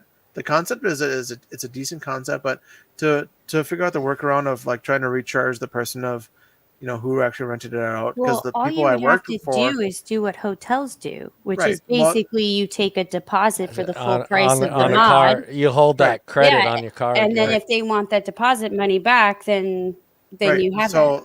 So the people I work for, like, he actually used to own like all these like video rental places, so he knew like how to do the rental stuff and like how to do the charge and so that. And we found out we were actually going through more mods, and trying to get that money back and all that stuff was becoming more of a pain than not. And especially like those who haven't really used mods like that before, actually would ruin chips and didn't charge them right. And then like they would actually bring it back, but they would swap batteries out. And like, it was like this whole ordeal that shouldn't have actually been an ordeal. Yeah. Because people are sketchy. Yeah, people are sketchy. It is what it is. Let's get into the next topic. Water parks, theme parks, concert events should be up to date on their regulations at the vape shop. So check the the Ticketmaster, or wherever you're going to, whatever concert you're going. Take a few minutes to check the site. Even call, like I said, the same thing. Call to make sure their website is up to date, because the same thing will apply. It would really suck to be in line at a concert, and you get to the checkpoint and they make you throw your shit away. So make sure you can bring a vape. Make sure you can bring your mod in. Make sure you can bring your batteries in, and make sure you can bring your e-liquid in there. Also, I was talking to Tom earlier, and it dawned on me because I ran into this situation. Some concert events will only let you bring in certain size bottles. Mm-hmm. So very important, guys. And I know we're going to be, hopefully concerts and all this other stuff comes back. Theme parks. Everything should be coming back. So double check. Go to their websites. Double check. Maybe some water parks, some theme parks will maybe only allow you to bring in a certain size bottle. So if you're going over there and you got 200 ml bottles in your pocket while you get there, do you really want to make that walk all the way back to your car? Because I know no theme parks parking lot is nowhere near the entrance to their park. So and having to make that walk back, it would suck. So just take some time, you guys. Check their websites. Make sure that you're allowed to bring 200 mils of juice. Make sure you're allowed to bring your mod in there in the first place. And let's not get stuck in line and having to throw that stuff away. Anything else you guys want to touch on theme parks? And one more thing. Respect the rules, guys, at these theme parks. If there are designated smoking areas, go to those designated smoking areas. Again, we set the example for this industry and this community. So if you're walking around the theme park blowing clouds and you know you're not supposed to do it, it just makes us look bad. So follow the rules, guys. If they have designated smoking areas, unfortunately, that's where we have to go. So Yeah. Well, here's the thing. Like up here, one of the things to do is everyone goes to the river and lakes in the summertime on the weekends, which is what they do. And I noticed that most people would come on Monday, and they would accidentally drop their mod in the lake, the water, or what have you. They bring it with them, which is fine. They assume that they're on a boat and everything's all kosher with that, but accidents do happen. Okay, so in that event, like bring something small with you, or a few things like disposables or a pod thing, so it's not going to cost you an arm and leg when you get back. Yeah, just do that. So just try something like that, with lakes and rec parks and stuff like that. The concerts is another thing up here too. And that's what John said too. Like use all those designated smoking areas, and it's not about to me, it's not more about respect of being around other people and it's more of a taboo, and you shouldn't be using a big cloud of vape in front of people. My recommendation is you're gonna be there with all the smokers. Talk to them. Hey, this is what helped me. It's great networking. Just do that. Me being around smoking sometimes, in bigger areas. I mean, you gotta convert somebody. Perfect opportunity. Yeah, I know. Some smoking areas, if you get within 10 feet of smoking area, you can tell it's a smoking area. Yeah. There's no way there, and that's where people smoke. That's just what it is. So use that time and talk to them. Don't you see the invisible wall, Brian? You see the invisible wall too, right? Just talk to them. Hey, how's your night going? What you got going on down here? How you enjoying the concert, whatever. And just strike up a small conversation with them, and then just talk to them. And be hey, if you ever want to help to not be using cigarettes, I'd be willing to help you out. Just let me know, or go check out the shop and they can help you out, or tune into the Wednesday Night Live show and they can help you out. Just those little things can help them. Because we're for more smokers, and we were more than willing to even help them go from a pack a day to a half a pack a day, with using vape devices. Or if they fully quit, then sure, that's great. Yeah. Now, see, my take on it is a little different, but I'm coming at it from somebody that's worked large concerts and festivals and stuff like that. When I'm working those events, I would love to have this with me. Yeah. I really would. But what works for me is something like a Caliburn G, or just something small, refillable. I can get my nicotine, and I'm good to go. If more people carried stuff like that with them, it would be a lot easier. Yeah. And honestly, with stuff like that, that will last you more than plenty. Yeah. I mean, you won't figure even need that. Yeah, you figure the concert at max 3 hours. So, that's a pretty long concert, but 3 hours, you shouldn't need to be carrying around a 60 mil or 100 mil bottle with you. No. Yeah. Yeah. And it makes it easier. You get in the venue a lot quicker when you're carrying the small stuff. You don't have to explain as much, because let's face it, some security guards are kind of dumb. I've worked with them. I want to punch them. That's a whole other thing. You're not, though, Tom. You're not. Well, it helps that I'm a vapor too, and I can. Yeah. When somebody's standing in line blowing clouds, I'm like, all right, that guy's vaping. So. Yeah. Yeah. Well, I think it's eased up a little bit with people knowing what vaping is, because a few years ago, I always got into a little bit of an issue carrying my vape into concerts, because they're like, well, what is that? Or you can't smoke weed in here. And I'm like, you're telling me I can't smoke weed in here, but they're all smoking weed in line right now. Right. Well, outside the venue, security don't give a crap. We don't, because they're not our problem. Once you get past us and inside the venue, then you're our problem. Right. Yeah. So- And yeah, you shouldn't be vaping on a ride either. I've seen Well, yeah, that. that too. I've seen that, and it just kind of blows me away. I get really angered at that because I know it's hurting us. It's hurting our community when we see that because, there may be someone next to them that doesn't know anything about vaping, and that's going to be their first experience with vaping, and they're going to be pissed off with it, and then that's going to just lead on to other things, and that person just becomes anti-vaping, and it's just sad. That's why you should vape in places where it's allowed, Yeah. like smoking. And no, don't stealth vape. And the stealth vaping is not. Is it sexy though? No. Is it sexy? Well, okay. So Madison, It makes it is- look like you're constipated. Is it sexy, Madison? Well, I think that is left up to situation. Like, are you talking about like a stealthy vape in the middle of certain acts? Maybe. If you're talking about stealth vaping in front of a group of preschoolers, probably not. here's stealth here's the vape thing between pumps. Between pumps. Yeah. Well, here's the thing about stealth vaping. Like, people are gonna try to use little guys like this and try to like be in the console and just try to take their little head and walk around. Like it's gonna happen. I'm like, there's no way I've done it. Well, working however, like, if I wanted to use like, my mech mods around, and I would walk out where the smokers were, and just check my big clouds just because I can, like, just be that douchebag guy. Yeah. Yeah, I've done that absolutely, but the reason why I did that is because like other vapors who, like, at the time, my thought process was like, well, other vapors who are there can see that there's other vapors here, so like, hey, let's come over here, and like this is where we're hanging out. It's kind of like a signal type thing, it's weird, but it's like the bat signal. Yeah.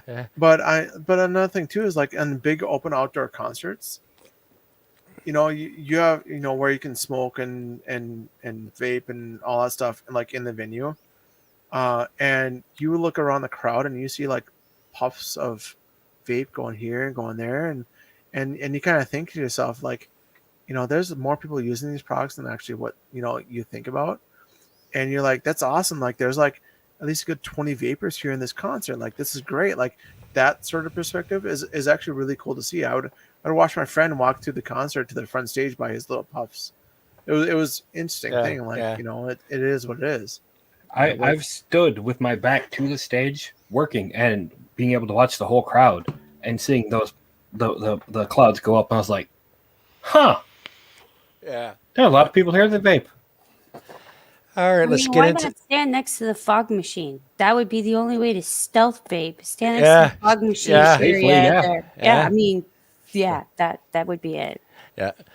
The next one is, well, we all know it's summertime, and summertime means kids are home. So it's time that we take better care where we leave our vape gear and our liquids in our home. Yes, talk to your kids and let them understand that they're dangerous. Doesn't always stop the curious kid, though. I mean, you could tell kids, this is bad, this is unsafe, don't touch it. Curiosity, it was the saying, curiosity killed a cat. It applies to kids. Kids are still curious at that age. So do your best to keep your gear and your liquid out of reach. It's best to be out of sight and out of mind when it comes to kids. I have my grandkids now at my house, and my grandkids run from the age of 9 to 2.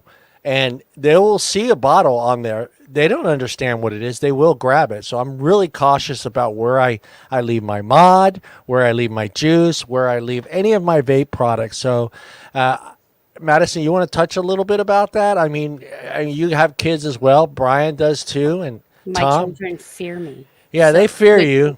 They would never touch it. The first thing I told them was, this is for adults only, just like I do with alcohol, because they'll come to me, can I have some of that? No, it's adults only. I even do that with my Pepsi and Dr. Pepper. Your Dr. Pepper. I'm just saying, it's magical words in my house to say it's adults only, and they leave me alone. Even chocolate. I do with chocolate, too. Yeah. This is the lady that hides batteries in her safe. That's because my oldest is autistic and obsessed with batteries. I can't help that.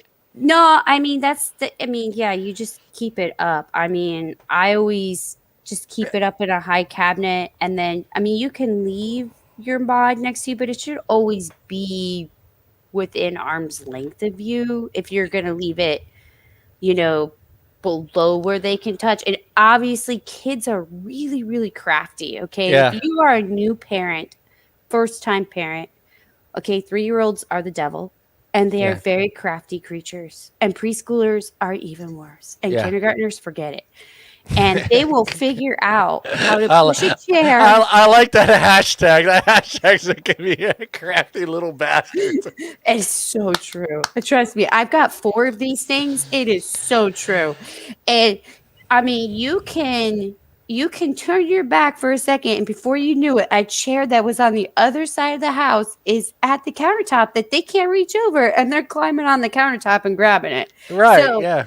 So definitely keep it arm's length. And that product John showed you probably might be a good thing if you're a parent. Just like strap it right to you and you keep eyes on it. Yeah, because we've gotten with COVID, pre-COVID. I think most of the kids have gone back to school now, and some of them are still homeschooled. But we've gotten into that rhythm where we kind of we put it on the coffee table. We put the e-juice, and we'll have a bottle here, we'll have a bottle there, we'll have a bottle in the kitchen, and then a lot of times we know the kids are coming home. We kind of pick all that stuff back up and put it in one place, but.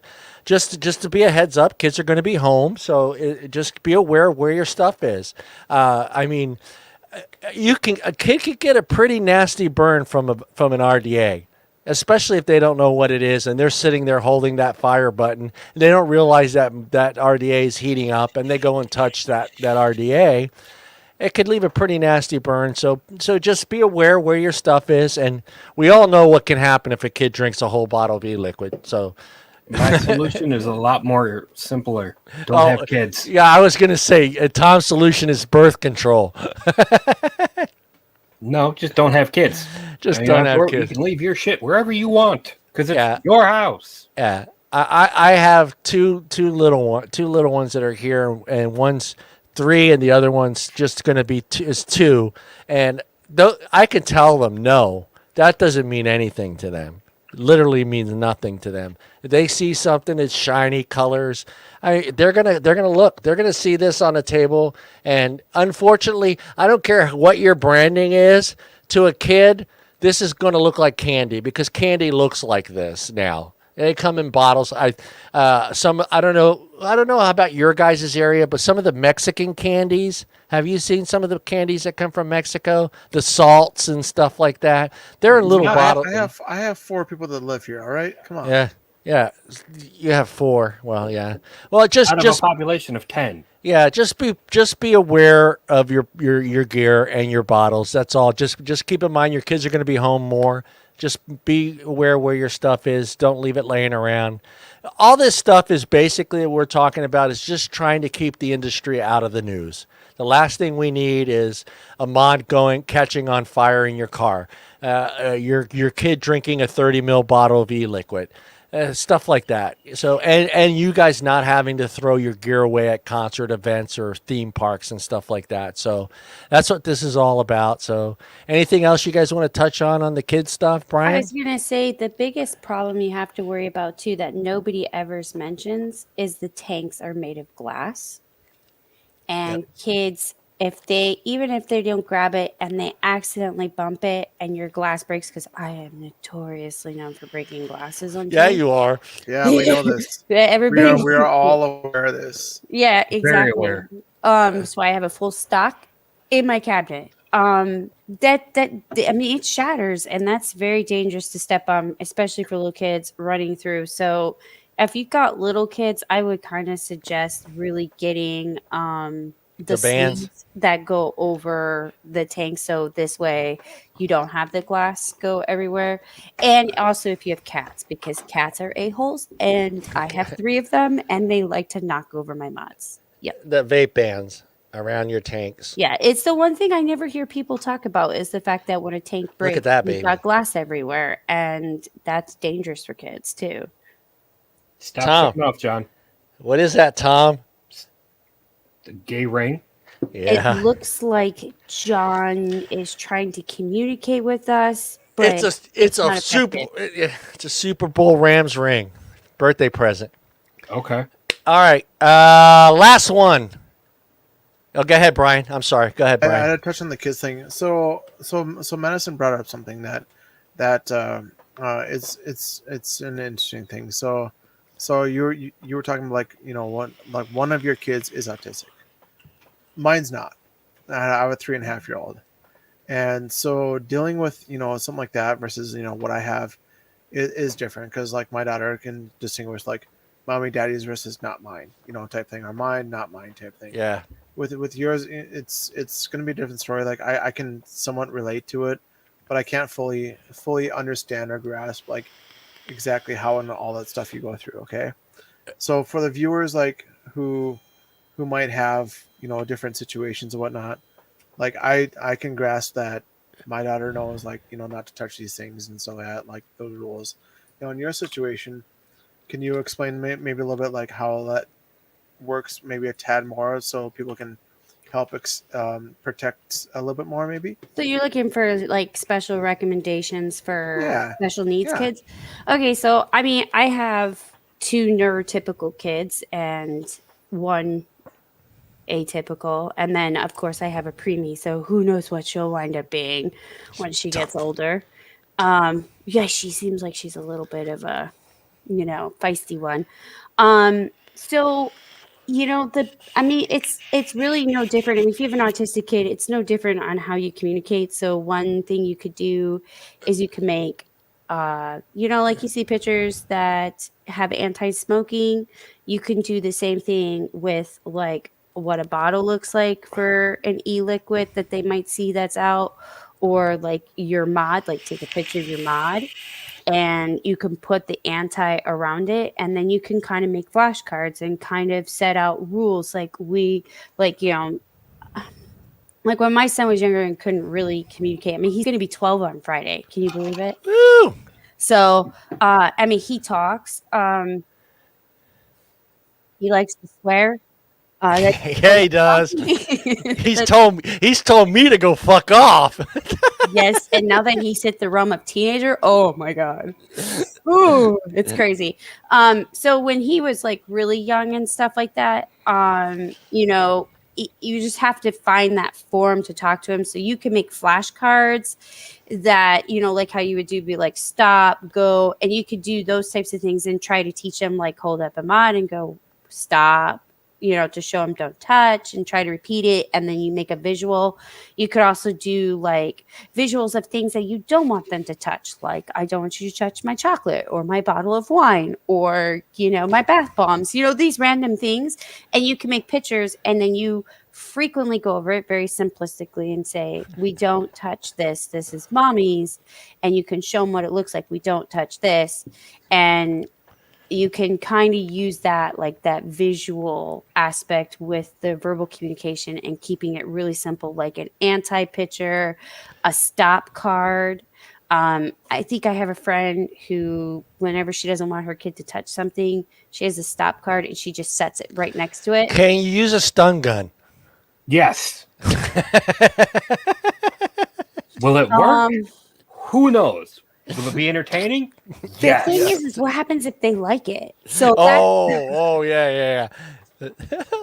I mean, I'm just saying, I don't want to enter that realm about my child's weirdness. But yeah, I mean, try to make things as very simple as you can. Yeah. Visuals are a very great way, especially if you have a kid with communication issues, Asperger's, autism, those types of things. And they're and always keep in mind, even if you run into a kid who's like that or your own kid, they will get it and they will understand. You just have to figure out how to get it to them. They're much smarter than they seem just because they can't talk. So that would be my biggest tip, is make a visual with it, and then make it very simple.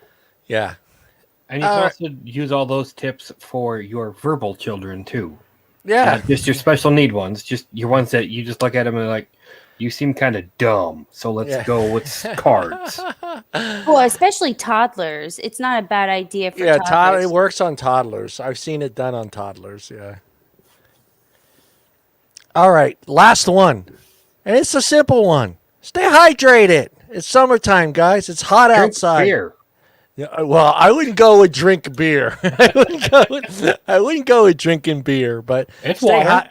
It's water. Technically, if it's Coors Light, it's water. So, Or but any Budweiser product. yeah, sorry to all the Coors Light drinkers out there. But basically, stay hydrated, guys. I mean, it's summertime. It's hotter. Vaping does dehydrate you, guys. Everybody knows this.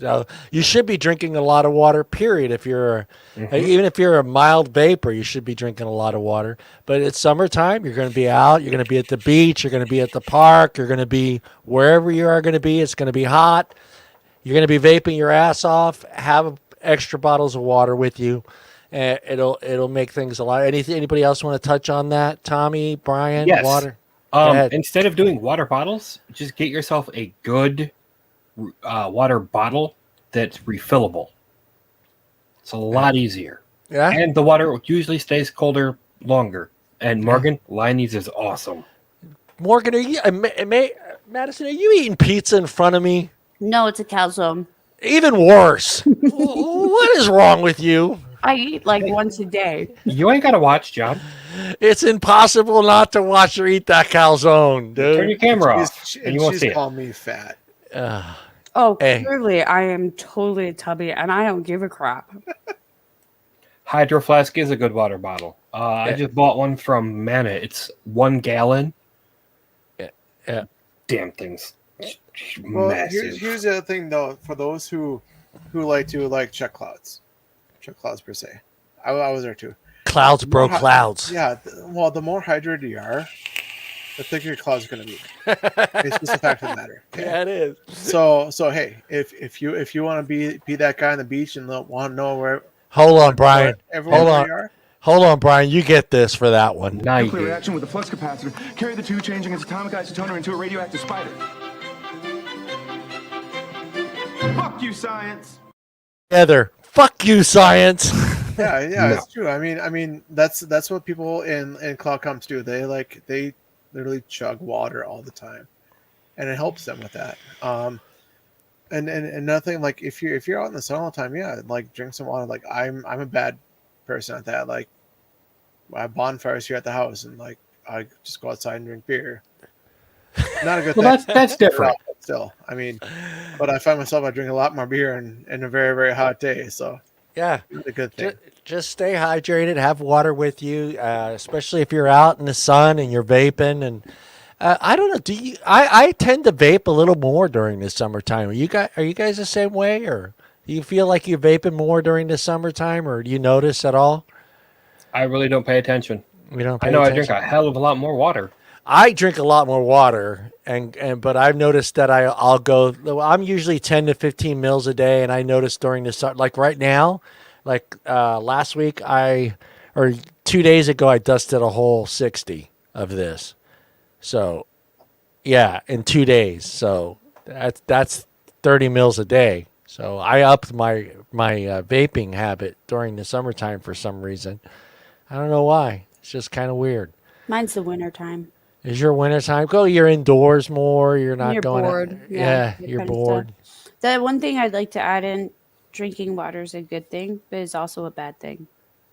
Well, you don't want to So- drink 2 gallons of water in a day. Well, No. there's a whole calculation on how you can tell how much water you're supposed to drink based off of your body. Oh, wait. Are you going to give us science?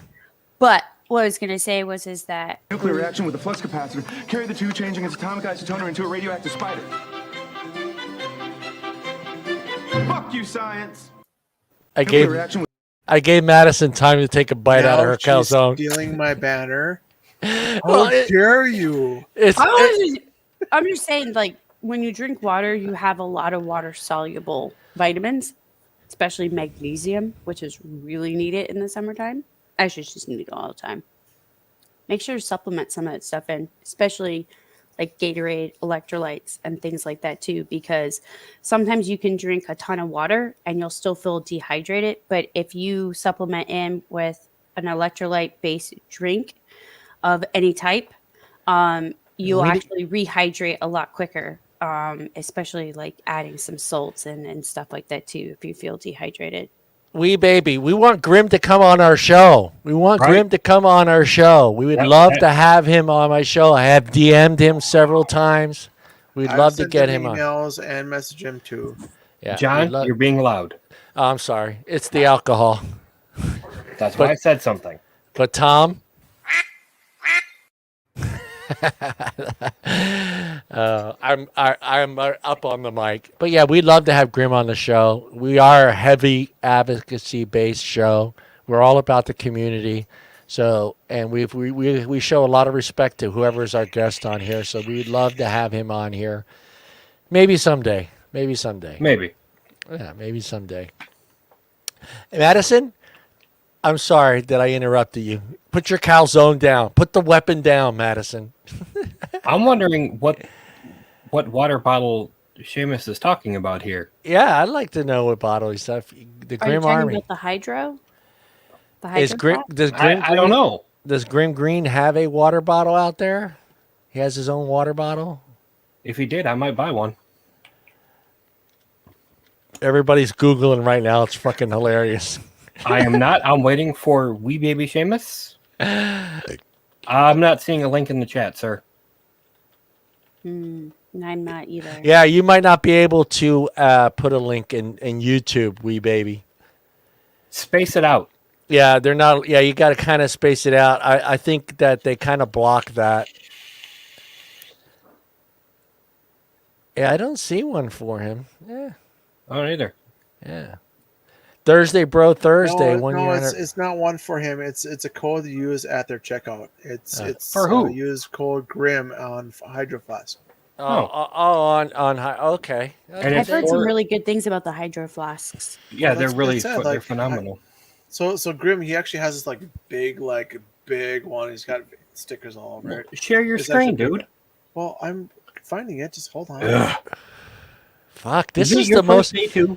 This is the most irate I have ever seen Tom on any of the shows, dude. And he has nothing that bothers him this week, so which is kind. He's taking it out on Oh, us. the coldest.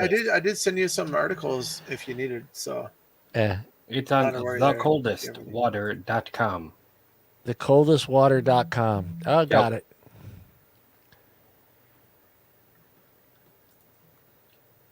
Oh, you have a bunch there, Maddie? Or Morgan? Yeah, we see that one, Seamus. Yeah, we'll promote that. We don't care. Fuck yeah, it's a water bottle. Water It's a bottles water. are awesome. Water bottles are awesome. I've got like 10 of them. Just stay hydrated. That's what's important, is just staying hydrated during the summer months. Just keep in mind that you are vaping and you're out in 110, 115 degree weather. I don't know how hot it gets in Wisconsin and Chicago and North Dakota. This year it's been insane. But for us, we're already in the hundreds. We've been in the hundreds the last 3 days here in California, Modesto. So been in 102, 104, 106. It's word. Anything else, you guys? Brian, do you have any advocacy news you want to throw out there? I do, but I might have a picture of the water bottle here. So give me a second. Okay, yeah. Throw it up there, man. Gotta wait for Throw that water ads, bottle up there. because ads.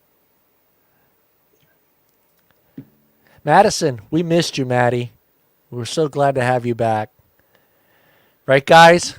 Yeah, Bastards. Yeah, I appreciate Maddie and just calling me Look fat. at That was great. Tom. I love you, Maddie. Tom is frozen in the pissed off phase, dude. So you're talking about his normal resting face? Tom's resting face right there. I think you guys only missed me because I make fun of you guys enough. Yeah, we missed that. We missed that. Let's see if I can pull this up and share my screen. Yeah, perfect timing. Tom's gone. Let's talk shit about Tom. You know those people from Wisconsin? They really grind my gears. That's why you a made shout out the to banner Grim with Green. This is Wisconsin how in big there? this thing is. Yeah, that's big. That's a big bottle. Yeah, that's a big bottle. And so yeah, it's a pretty cool thing. It does keep everything really, really cool.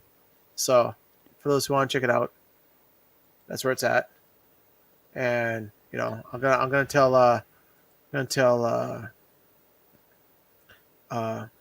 Wee Man. Oh, nice, Maybe. Corey. Good job, Corey. Tell him to get his butt on here sometime.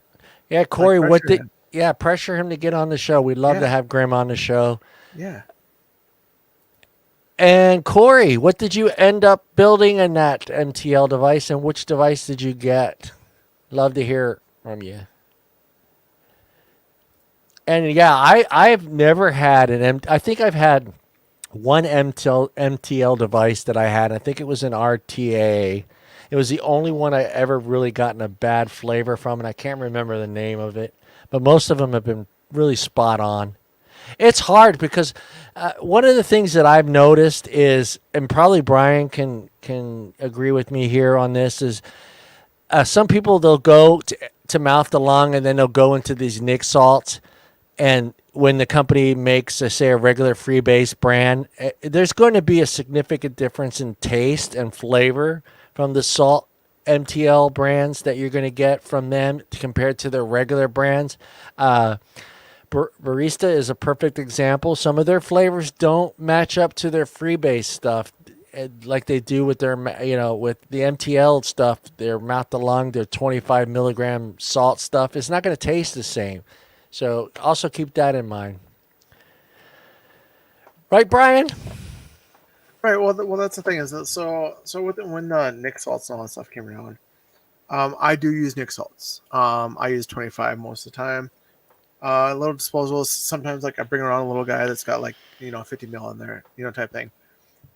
I do find that using 24 freebase is far smoother than any Nick salt around. By far, it's. Do you notice the flavor profile differences as well? Absolutely. Like I feel like I get even 24 18 milligram. It's got far better flavor profile than the 50 or the 25. Absolutely. But I have a lack of 24 around me, and I have more 25 Nick salt around me, so I use that more often now. Like that's just just to bring around. Would I prefer 18, 12 milligram, whatever around me? Absolutely. Yeah. That 50-50, it's far better than Nick salts. I'm not gonna lie. It is. He's back. He's back. We got to stop talking about him. Fucking internet. You didn't feed it enough aged cheese, did you? What happened? No, I had tech come out the other day to fix something, and apparently it's still doing the same shit. Yeah. Tom, let me ask you real quick, because my buddy had an issue with his. Does it happen anytime someone uses the microwave in the house? No. Oh, okay. Because that's his problem. Anytime someone uses the microwave in his house, the Wi-Fi goes out. You could be having a dirty cable. We had the same type of issue with the cable on ours. It's a brand new cable. Yeah, and sometimes too, what was it? It was I do it all the time. Their end, they were not using the channels right. They weren't properly load balancing the channels. So, have you tried getting a new modem? No, that's next. Oh, did you find a good tobacco? Which one did you go with there, Corey? Yeah, let us know which one you went with. I have a couple. Naked makes a really good one. I like it because it's got that real nutty flavor to it. ZampleBox had a really great one. Of course, Black Notes has a great tobacco. Who else did I enjoy tobacco? Oh, they're not around anymore. Another company. I forget the name of it. M-Turk does make a good tobacco. Yep. For those who don't know, 503 actually makes some really good tobaccos too. They're actually based out of Minnesota. They have quite a few of them actually, and all their employees do.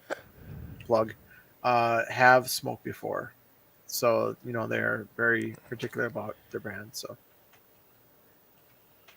yeah, there's that. Yeah, Vaporesso does too. Vaptasia has a great one. There's a couple good ones that are out there. I really need to have that nut flavor in my tobacco. It really makes a huge difference on it. No puns intended. No puns. Good job.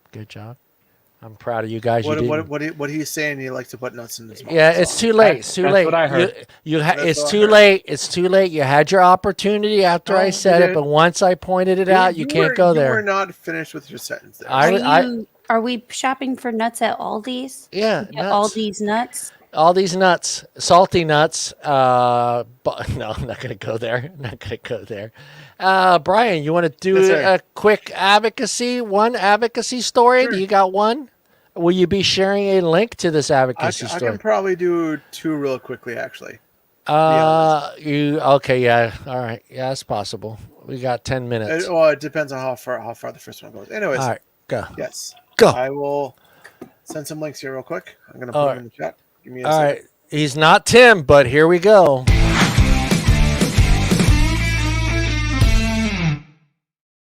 Told you to cross the name out and put Brian Timber. I can't do that. I don't have the technical skills. Come on. Anyways, so let me just do the whole Slide. sharing of the Fucking X out screen. Tim Swift on there. Yeah, right. Just a big slash there. I could do that. Oh, I am not prepared, so I'm going to tap papers, which is a menu. Here you go, Brian. Wait, hold on. Place. That works for me. That might hurt the viewers. So, anyways, it's kind of a quick one. For those it's about World Vape Day, because that just happened. For those who don't know, so BAT, very simple acronym for British American Tobacco. They actually have 10 years of scientific study evidence on vaping, and with this article, basically what it's showing is that how more effective vaping is for your health than smoking. Very simple. That's kind of how it breaks down. If you just read the article, just do it. I mean, it's what the hell, Brian? It's actually okay. The whole premise of it is how it deals with combustible cigarettes. Basically, you're lighting a cigarette and how the nicotine is not a full factor on it. What's actually harming you is inhaling all the burned paper, all the burned everything else. Yeah. It's actually far worse for you than vaping is. So I mean that's the whole article about this. And the reason why I say check it out is because of the fact that it's from British American Tobacco is putting this out. So I mean, why wouldn't you read it? I mean, it's far better for us. Just saying. And the reason why I'm kind of going through this kind of quickly is because I actually want to get to my second article. Is June is National Candy Month. The reason why I bring this one up is because everyone says that, flavors don't attract adults. Flavors are for kids and all that stuff. It's not. There is actual candy month because people love flavors. People love all the flavors. So, I mean, you can't say to me that it's only for kids. It's not. Because if there's a national month for this, it's not because a certain demographic loves this. It's because everyone in general loves flavors. Everyone loves certain flavors. So if there's a general one whole month, which is June, it's a full candy month. I mean, come on, it's a national candy month for us. So the reason why I get irritated with all this is because, one, we have a month designated to candy. Two, we're trying to ban flavors and other things because apparently it attracts kids. So there's no way we'd have a national holiday if it was just for one little demographic. Just very, very, very simple. I mean, that's the way I look at it. Is it's kind of annoying, but it's true. So that's kind of the wrap up with that. I'm gonna actually put that in the chat too, just so everyone can read this one too. It's actually kind of fun website because it will actually tell you that which holidays are also fun too. There's actually a National Steak Day, which is kind of cool. But that's kind of how this one is, and that's kind of the reason why it's irritating to me. So, side tangent, but and then we got some time, but quick little thing on the CDC. So an article came out with the transparency of EVALI, and for those who don't know, how the timeline went on this, which is kind of interesting. These are all kind of not like shunned stuff. But pretty much as August 2019, basically what it came out to be was there was issues with the eValue thing, and they're all insisting that vaping was the cause of it. In all this in all these studies, but apparently, as of September, basically what happened is that 53 cases, 53 case patients, 84% of them have used THC products and e-cigarette devices. I mean, I know me and Madison have had to talk about this too, about this little charade that happened here. But so what? Yeah, it's a charade. But what happened was 21 of the 41 patients interviewed, they were saying that they used the dank label of products. And so if you move forward just a tad bit, in September of that same year, basically what it came down to is they're like, oh, okay, well, we're going to focus on this a little bit. And then if you move forward to that a little bit after that, they waited till December 6th to announce it was dank vape. So they waited 4 months, if not more, to wait and see, hey, this is actually what's causing it, versus letting the media storm hit and letting all these people say oh, it's all using e-cigarette devices, it's all nicotine stuff, it's all going to kill you and all that stuff. They didn't wait. So what ended up happening is there was 2,000 over, almost 2,500 hospitalizations and 48 deaths because they didn't have their act together. So to me, do I trust kind of what they say? Not really.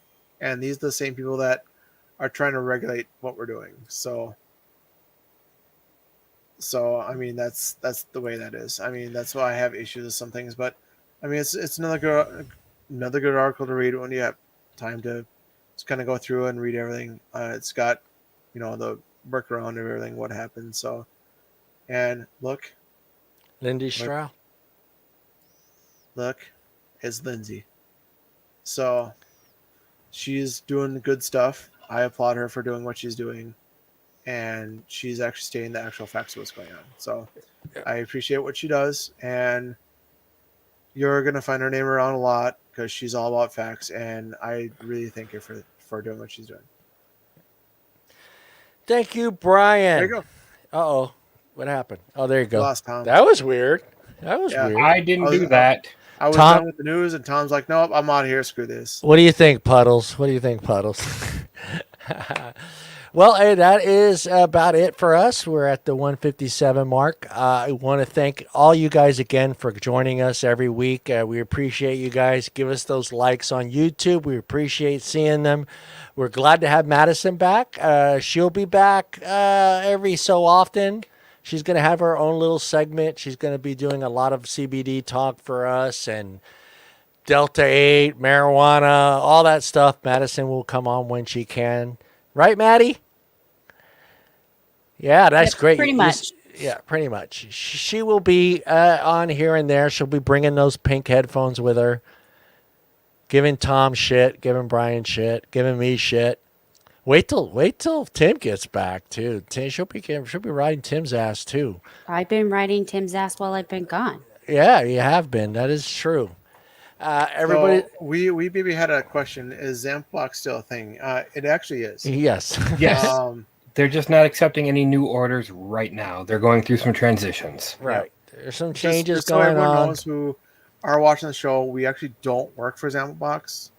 We do the show on their page for the community, for everyone else. We do it for us. That's how it breaks down. So if you have any questions, there's other ways to get a hold of them.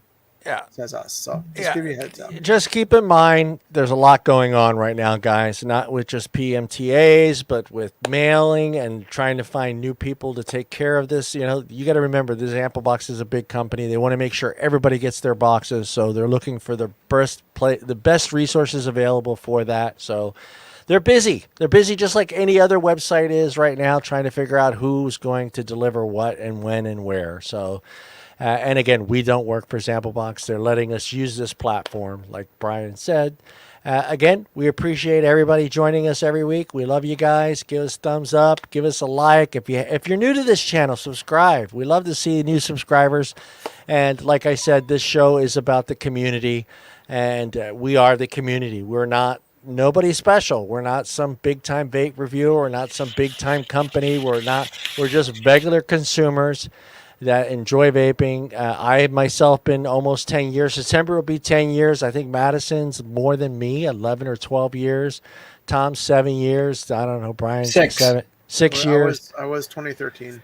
Yeah, so we're just regular consumers. We wanted a page. We wanted a show that just highlighted the community. Next week, we will have someone from ZampleBox on to talk about some of the things that are happening with ZampleBox. And we're also going to have some member spotlights on next week. So they're going to come on and share their story and how ZampleBox has helped them through their transition. And a few other things scheduled for next week. So we'll see everybody next week. Madison, since you haven't been here, would you like to say some goodbyes? Look at her thinking. The Maddie mind is working. Is that work? I did not call Brian fat. You guys did. On me. I never said fat. I said brown face. That does not apply to fat, and you guys turned it into it. And I did not call him fat. Round is a shape, Brian. Round is a shape. Round is a shape. Yeah. It doesn't jiggle and it doesn't roll. Yeah. Well, I mean, I guess it does. Yeah, it does. If it's 3D. But I didn't call him fat, so that's all I have to say for tonight. Yeah, 3 years for wee baby there. Yes, don't leave your vape juice in the car. We talked about that. We talked about that all night tonight. Like we said, everything that we talked about, and the most important thing of all of it is just be respectful, guys. Be respectful for everybody around you. Take the time to look for designated smoking areas. We apply to those same rules and regulations. Don't blow big clouds of smoke in vapor in someone's face at the movie theaters or at the theme park. Just be respectful of your surroundings. Tom, any goodbyes from you, brother? Yes. Like Brian said, if you have any questions, feel free to email us. Yeah. There's our email down there in the comments. It's right there. Right there. Let's make sure that's accurate because John can't spell for shit. I don't know what happened to that last one, but Madison will answer some of those questions. If you guys have any questions on CBD or Delta 8 or anything like that, or those types of products, and you have some questions, you get them in there. Madison also we all have access to that email account, so we can all see those comments. So anytime you guys got questions on the show, or Madison or Tom, what Tom's doing, fucking with all that hunting equipment behind him that never leaves the shelf. If you're wondering what Brian does on his off days, anything, it doesn't matter. Yeah. I'll actually, like, if you just email and say, like, what are you guys up to? Like, I'll just send you a pic of what I'm doing right now. So. I thought you said we'll send random stuff. We're that way. And the answer will be, it will never be, I'm cleaning my desk. Right. Brian. No. I don't like green eggs and ham. Yes, I am. Yeah, it's not going to be cleaning up the desk. It's going to be adding more stuff onto the desk. Yeah. What is it like now, Brian? Where do you think I got all those bags from? I would like to say thank you all for the views, and we're trying to get to 1,000 views. Yeah, we are. We love so share. Let's get to 1,000. Yeah. All right, guys. Everybody have a great week. Thank you, Madison, for coming back on. I know you're going through a lot there and stuff, creating things, molding things. Tom, thank you. Fix your internet. Brian, you're the man. Love you, brother. All right, we are out of here. Peace. See everybody next week. And Puddles has something to say. I'm still going to shoot the duck.